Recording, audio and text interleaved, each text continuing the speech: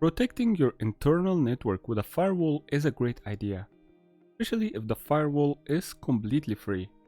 In this video, I will show you how to install and configure Pfsense Firewall, which is a free open source firewall that has a lot of features like routing, firewall policies, VPN, and a lot more. And we will use this Pfsense to protect our internal virtual machines deployed in VMware Workstation. Let's get started. Let's take a look at our topology for this lab. Here we have our Pfsense Firewall virtual machine that we will deploy using the ISO file we download from the Pfsense website. We will give our firewall a proper CPU and RAM based on our usage, but main important, we will build this firewall with two different interfaces. Our main interface is our WAN interface. You will see in here that the Pfsense firewall uses a different naming syntax for its interface names. For example, the first interface is always called EM0 and the second interface will be EM1. So we will choose the first one as the WAN interface. You can also switch it if you prefer to. And for this interface, we will choose a VMware NIC type of bridge. As I mentioned before in previous videos, the bridge mode allows you to be physically on the network as if you were physically connected on the switch on your network and get your own IP address and have no dependency on your host machine whatsoever. You can also get away with using the NAT type for this interface, but for what I want to show you later in this video, I have to go with the bridge. Now for the second interface, this will represent our internal network, our LAN network. And to be able to protect our virtual machines deployed in VMware Workstation using this Pfsense firewall, we will use a special kind of VMware network adapter, and this is called network segment. And the difference between network segment and the normal network interface types in VMware like bridge, NAT, and host only is that the network segment is completely isolated network that is not routable outside of your virtual machines by default, and you also don't have any DHCP services or anything like that, so you have to build everything on your own. So the idea is that we will build all our virtual machines with just one interface inside this network segment, and the firewall will have two interfaces, one in the LAN network and one in the WAN network. In this way, we can use the Pfsense firewall to dictate and control traffic leaving from our virtual machine or reaching our virtual machines as well. So now let's take this topology and see how we can design it using our VMware Workstation. So now I'm on VMware Workstation. I'm just going to create a new virtual machine for our Pfsense. Let's go ahead with the process. Now I'm just going to point my virtual machine to the ISO file for the Pfsense software. I downloaded this previously from the website, so I'm just going to choose this file, and it detected that this is a FreeBSD version 10, and this is true because Pfsense is based on FreeBSD Linux. So I'm just going to change the name to Pfsense, and let's go ahead and give it a bigger disk for logs. Maybe let's choose a 40 gig and store it in a single file. This improves performance. And finally, now we can come to the hardware specs. So let's do a little bit of customization here, like let's boost the processor a little bit. Let's give it 2 cores and 4 gigs of RAM. This should be sufficient enough to make it run very smoothly. Now for the network adapters, we said the first network adapter is our WAN interface. We need to make this bridge. This way it will get an IP address on its own. And then we're gonna go ahead and create another network interface. For this one, this will represent our internal network. So in here you will see the bridge, the NAT, the host only, and finally in here you will see the LAN segment. And this is the important feature we need to use to protect our internal virtual machines using the Pfsense. Now let's click on the LAN segment, and all we need to do here is define a name. Like I said, this is completely custom network that we have to configure ourselves, so we only need to give it a name. So I'm just gonna call this Pfsense, and we're gonna choose Pfsense as our LAN segment, and this way we will have our WAN interface as bridge and our LAN interface as a LAN segment. Now let's go ahead and launch this virtual machine for the first time. Now I'm getting the bfsense installer. So I'm just gonna go ahead and click install bfsense.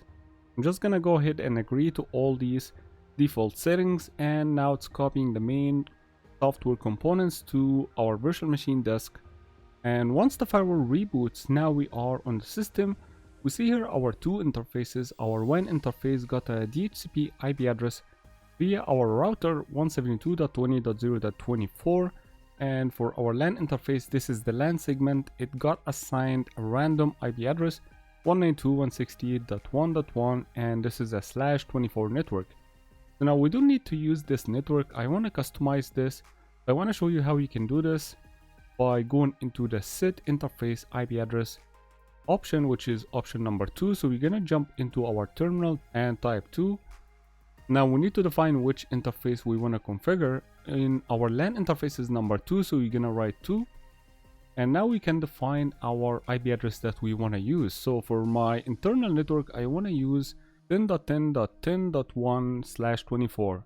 And I choose the first IP of the subnet to give to the firewall, because the firewall will be the gateway for my LAN interface. All clients has to go through this gateway from my LAN interface to be able to get to the internet or the outside world. So I'm gonna give it a /24 as well and hit enter. Now for the LAN interface, we don't really need an upstream gateway address, so we're just gonna hit enter for that. And we don't need to use IPv6 either, so we're gonna ignore this part. Finally, it says, do you want to enable DHCP server? And this is true, we do need to enable DHCP server. So I'm gonna hit yes for this.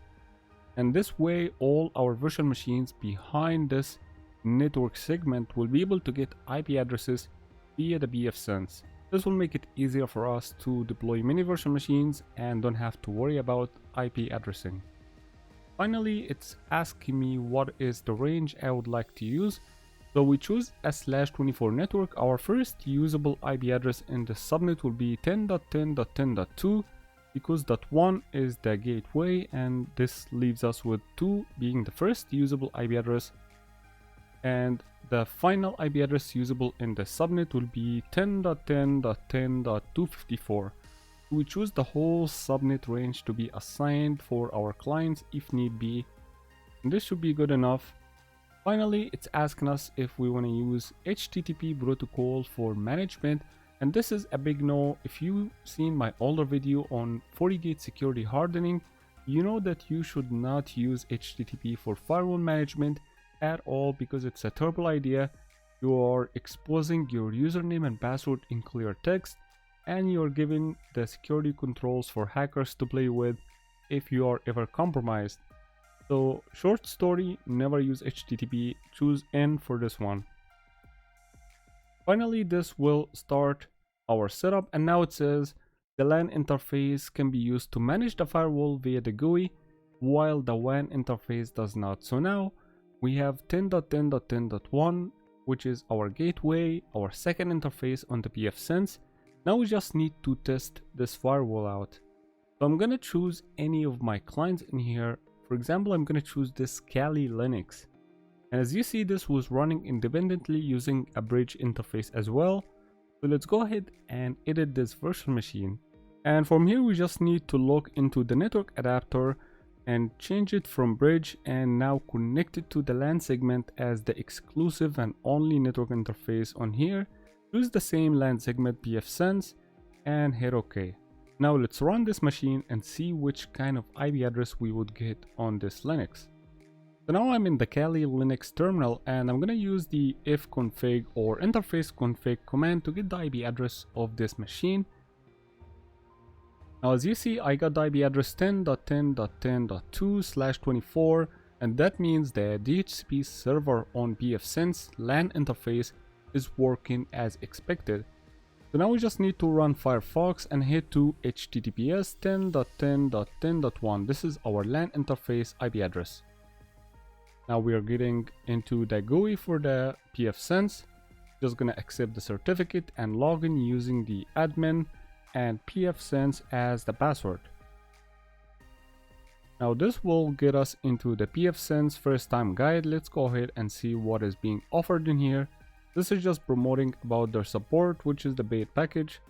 Now on this page, we can define things like host name or domain. We can leave these default values. We just need to make sure the DNS server is defined. I'm going to define the byhole I'm using in here, which is 172.20.0.21. I'm also have a backup container for my DNS server, 172.20.0.25. And this way I'm using my own DNS server, which is my byhole container. And finally, you're going to go ahead and do next. This is just for network time protocol. We don't need to do much with that, we can ignore it. Now for the WAN interface, it's currently set to DHCP, which is fine because we are getting the IP address for the WAN interface from our firewall Fortigate, which has a DHCP server running. So we can go ahead and ignore all the WAN settings because they are working fine. Now for the LAN interface, this is currently 10.10.10.1 and it's working just fine, so we're just gonna click next. Finally, to change the admin password, this will be our chance. So I just choose a different password, and now we just need to reload our bfsense for all these changes to take effect. Now we just need to click finish. Now this taking us to our main screen for bfsense, and this is simple GUI for bfsense management. We can see in here our interfaces, our WAN interface, our LAN interface, information about our version, our CPU, RAM, everything about the firewall is showing on this simple GUI. Now if we try to open any website from our Kali Linux machine, everything is working as expected, and that's because bfsense comes with already firewall policy open. So I want to go into firewall rules and show you how the structure works in here. In the bfsense world, the LAN interface and the WAN interface policies are separate. So you can see in here the WAN interface has a protection from being addressed from private IP addresses. And also there is a deny for all the non-routable IP addresses that are a special assignment. So pretty much the WAN interface does not accept any incoming traffic based on this default policy set. Now when it comes to the LAN interface, the reason the internet worked earlier because here we have the liberal rule that allow our LAN network to any destination. So this is basically allowing the firewall to permit all traffic. And you also have another one for IPv6. So if we want to control traffic internally based on our firewall policy, we probably need to remove this policy. Let's go ahead and remove this policy. And now we just need to click apply changes. And this is how bfsense work. You can also monitor these. You can see here it just does this reload. And now if we try to access the internet again, now we are actively being blocked by the firewall. The internet will no longer work. But given that with firewalls we get firewall denies and access blocks, we need to be able to monitor our logs. So one of the ways you can check the logs on the bfsense firewall is by going into status and system logs. And system logs will allow us to see the logs from all the different services in our firewall separately using these tabs. So I want to go into my firewall logs. And we can see in here all the firewall blocks, and main importantly from our Kali Linux client 10.10.10.2, it's being denied access for DNS. You can see in here which rule caused this deny, and you can also easily switch the action by adding this to block list or adding this to the past traffic. But we want to be able to control this using the firewall policy ourselves. We just had to remove this, allow all to see the denies in here in this form. Now if you also notice from here, there is another deny coming from 172.20.0.20, and this IP belongs to our Windows machine. So because this is coming from a private IP address, and we also have a block on the WAN interface for private IP addresses, because in a real world scenario you probably don't want private IP addresses hitting your WAN interface.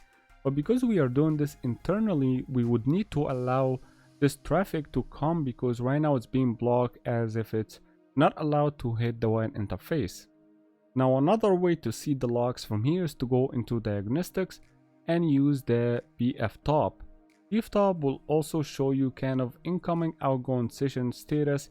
It will also show you things like the TCP status like finwait or establish, but it would not show you in here the action like accept or deny information would not be shown in here. So this is useful as a TCP dump or a sniffer tool, and the system logs will allow you to see the specific firewall logs. Now if we go back to our system logs, we also seen something noticeable in the firewall logs, which is that the firewall logs were being sent to the interface 10.10.10.1 using port 53. So DNS is being sentenced to the gateway of our subnet, and we don't want that to happen. We want our clients inside our Pfsense lab to also use the Pi-hole as the DNS server. So I want to go and modify my DHCP server by going into services DHCP server. In here we see the settings we defined before regarding our LAN interface DHCP server. Everything in here is correct except the DNS server is empty. I want to choose 172.20.0.21 and also 172.20.0.25. This way I will have both my DNS servers in my DHCP server settings. And once I go ahead and save the settings like this, I should be able to get my refresh DNS on my system. So now let's go ahead to the terminal and refresh our DHCP release. I showed you how to do this in Windows using ibconfig/release and then ibconfig/renew. In the Linux world, we can use the DH client application to refresh our release. So I want to do a /v and a /release, and this is the way you can release your DHCP release. And then we define the interface, which in this case is just Ethernet 0. Once this happens, we can just run the same command but remove the -r flag. This way we got an IP address one more time, 10.10.10.10, and the gateway is 10.10.10.1, except this time we are getting our own DNS server. So now let's try to test it out. If we try to open any website, we would need to get a DNS query. So this way, if we go back to our system logs, I want to see my own Pi-hole server as the DNS server in the logs. So I want to go to system logs, firewall, and now if I go down all the way to the bottom, I see the newer denies are being sent to 172.20.0.21 on port 53. Of course, I'm being denied by the firewall policy. Now it tried with the second DNS server, it also failed. It tried with the first one again, it also failed, and then it just gave up. So now let's see how we can allow this traffic to go through in the firewall by creating our own policy. Now let's go ahead to our firewall and let's go into our firewall rules. Now before we get into the LAN interface policy, let's also remove the RFC 1918 network block, because we are deploying this internally and we need to allow the Windows 10 to communicate with this Pfsense firewall normally. So I want to go ahead and remove this policy, and I'm going to remove this security check block private network addresses because I'm using the 172.16 network internally. And now the WAN rules no longer has the RFC 1918 block. Now inside our LAN policies, we only see the policy that allows us to manage the firewall like I'm doing right now, 10.10.10.1. We also call it anti-lockout rule because this is needed to manage the firewall since the WAN interface does not have management. And the second rule is just the default allow to IPv6, which we are not using. So now let's add a rule, and we're just gonna add it in the top. And we have an option between pass, block, and reject. In this case, I'm gonna choose pass because I wanna allow my internal network access to the outside. Now for the incoming interface, this is where we expect the traffic to arrive. And since we are allowing our LAN interface to access the outside world, so this would be the LAN interface. Now for the address family, this is IPv4. For the protocol, you can restrict it to TCP, UDP, ICMP, or you can just allow all protocols to allow all of them. Now for the source, we can define our network, or we can just choose LAN network. Since it's already defined, we can just choose it from the list. And for the destination, this will be the internet, so we have to choose any. Now for the logs, we can even go further and use packet logging, but this will add a lot of storage and we don't need this for now. We can just save this policy. And now we have our policy in here again, so we just need to apply our changes. and this should allow us to start seeing the internet working. See, once the policy has been applied, the website starts working immediately. So this is an effective way to control traffic internally using Pfsense. So I want to go ahead and run Wireshark, and I want to show you how the traffic traverses from our internal virtual machines into the internet through the Pfsense firewall. I'm going to choose all my interfaces to sniff on by multiple selection for all these interfaces, and then I'm going to choose start capturing.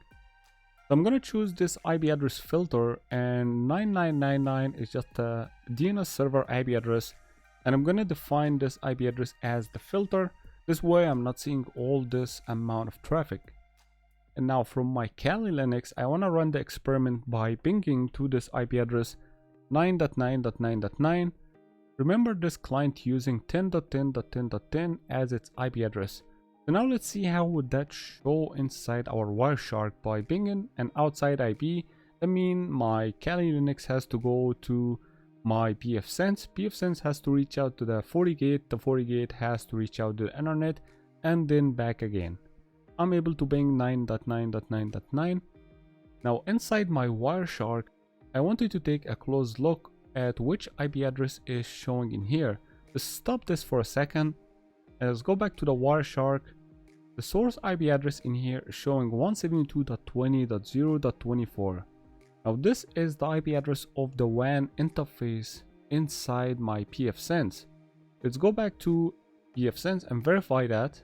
By going into the main page, you'll see in here the 172.20.0.24 is my DHCP IP. So this way, every traffic packet that hit my LAN interface trying to get to the WAN interface will be source netted, or also known as overload NAT, using the IP address 172.20.0.24. When the traffic comes back to the Pfsense, it will translate it to the original IP address. In this case, it was 10.10.10.10. But you will see in here that my Windows 10 doesn't know at all that 10.10.10.10 exists, or even the whole network segment 10.10.10.1/24. This is the power of network segment, because your network completely isolated and it's also hidden from the other routers outside of your VMware environment. Now let's go ahead and do some more customization by changing our management style a little bit. Let's go ahead into our system advanced, and in here we will see that we can define custom boards, which is something I highly recommend if you are using this in production environment or even internally. Always a good idea to enable a custom board. Now for HTTPS, we are currently using the default board because you don't see anything in the end.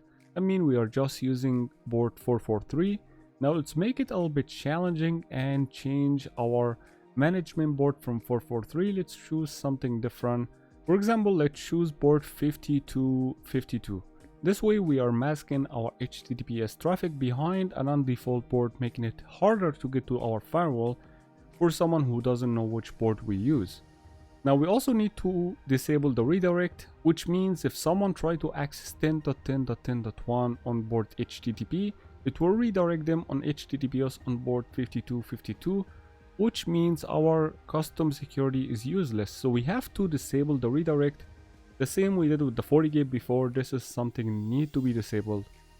Now once we go ahead in the bottom and save, this will reload HTTPS daemon, but then it's telling us that in a few seconds we should be able to use the custom board. As you notice in the end, now we're using 5252. Then let's go ahead and try this out. Now you will see I'm able to log into my Pfsense using the custom board, but if I try without the custom board, I'm no longer able to access the GUI. Also, if I try using the HTTP, I want to make sure it doesn't redirect me. This way, if someone try to randomly access this IP address, they cannot access this IP address unless they know the custom board. Now similarly, we can go down in the advanced menu and also change the SSH port from the default board 22 into a different board. For example, I'm going to choose the 5253 board as my SSH. I'm also going to enable the secure shell, and I'm going to go down and save. And this way, if we go to our terminal and let's try to SSH with the admin account at our LAN interface gateway 10.10.10.1, you'll see in here I'm timing out, I'm not getting any response. So I'm gonna exit that and I'm gonna add the flag-p, which define a custom SSH port, and I'm gonna choose 5253 as my custom port. This way I'm getting the authentication message. I can log in using my admin password, and this way I got the same Pfsense terminal using SSH on port 5253. Now let's go back to the NAT situation that we have. When we looked into the Wireshark, we seen all traffic getting NATed to the WAN interface IP address before it gets to the internet. Now I want to show you how routing works in Pfsense and also how we can route the 10.10.10 network inside our system without having to do any NAT to it. So now let's look into the Firewall NAT service. This is the default NAT service. It's also split by type. There is a port forwarding, which allows you to do destination forwarding, also one-to-one NATs. Outbound NAT is what we're looking for. Within here that there is a default outbound NAT that NATs everything in the internal network 10.10.10.0/24 into the WAN address. It's overloading it to the WAN address using port numbers, and this is the default setting. If we were to disable this, we will lose internet access because now our traffic will come in a different way. So let's try to test it out and disable this rule for a second, and this will remove the default NAT rules that are present in the Pfsense. Now we just need to apply the setting in the same way, and once we do this, we should lose our access to the internet because the NAT will no longer work. So now let's break into this ping and let's try pinging again. If we look at Wireshark, if you notice, now we are coming directly using our client IP address. So we are reaching the outside world, but there is no response coming back now. It's only ping request. There is no longer any replies coming back. There is routing issue between our internet traffic and our 10.10.10.0/24 network. I'm no longer able to ping. As you see in here, all the packets are lost.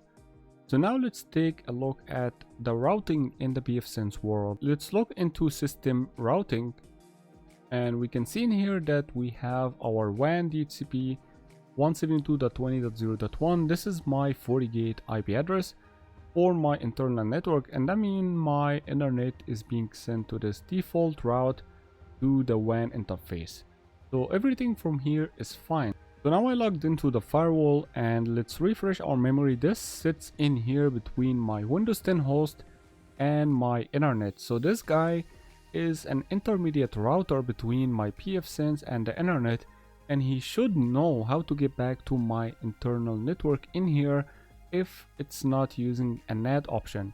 So if we take a look at our route table in here, the same we did with the Pfsense, I want to do the command git router info routing table all, and as you see in here, I am defined for a few network. None of them does intersect with 10.10.10.0/24. So in this case, the Fortigate will send the traffic to the default route that it has because no other smaller routes match. In this way, it will send it to the WAN interface, which obviously will reject our internal traffic because this does not belong in here. So we have to teach the firewall or any intermediate router we have using a static route that in order for you to reach the 10.10.10.0/24 network, send it to the Pfsense. Now how the firewall reach the Pfsense is through the WAN interface, which is bridge. This has been given an IP address and we can use this as a gateway in our FortiGate perspective to reach this network natively without any NAT involved. So how we do this, we go back to our system and let's go ahead to config router static. This allows us to add static routes. Inside my static route right now, I don't have any static routes created. So I'm gonna go ahead and create my first static route by doing the command edit one or any ID. I'm gonna set my destination in the Fortigate world for the specific network 10.10.10.0/24. I want to give you a guide on how to reach this network.